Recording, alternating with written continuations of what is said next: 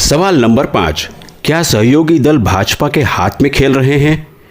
यह सवाल भी उठ रहा है कि क्या धीरे धीरे सारे सहयोगी दल भाजपा के प्रभाव में आ रहे हैं?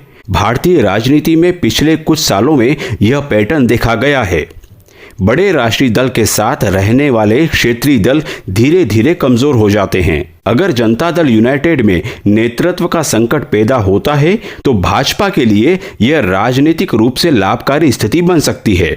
ऐसे में आलोचक कह सकते हैं कि सहयोगी दल अनजाने में भाजपा की रणनीति को मजबूत कर रहे हैं। अब छठा और बड़ा सवाल, क्या आरजेडी की वापसी की उम्मीद बढ़ेगी?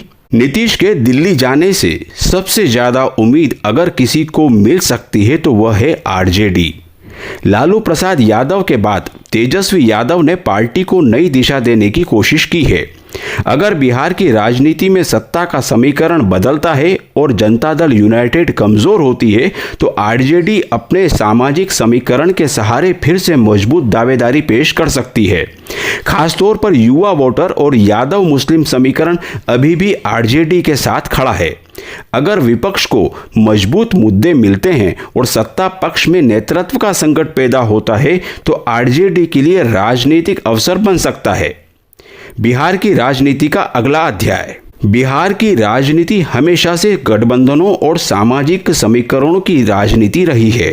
यहाँ सत्ता का समीकरण बहुत तेजी से बदलता है। नीतीश कुमार का दिल्ली जाना बिहार की राजनीति में एक युग का अंत भी हो सकता है, लेकिन राजनीति में खाली जगह कभी खाली नहीं रहती। उस जगह को भरने के लिए नए नेता सामने आएंगे, नए गठबंधन बनेंगे और पुराने समीकरण टूटेंगे। अंत में सवाल यही है, क्या यह बदलाव बिहार को नई राजनीति देगा या फिर वही पुराने संघर्ष और समीकरण दोबारा सामने आएंगे? इतना तो तय है कि अगर नीतीश दिल्ली जाते हैं तो बिहार की राजनीति में एक नया दौर शुरू होगा और उस दौर में भाजपा, जनता दल यूनाइटेड और आरजेडी तीनों को अपनी अपनी रणनीति नए सिरे से बनानी पड़ेगी।